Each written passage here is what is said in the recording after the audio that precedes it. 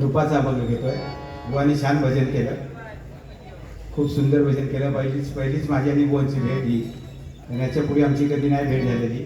मला वाटतं जवळजवळ 4-5 वर्ष आमचा हा प्रयत्न चालला आहे, पण मी कुठेतरी बुक असतो किंवा बुवा कुठेतरी, त्याच्यामुळे आत्तापर्यंत झालेलं नाही. आणि आज हा योगायोग आला आहे आणि अतिशय चांगलं भजन ऐकायला मिळालं. आज जास्त जरा वेळ काढला नाही, आता चालायचा.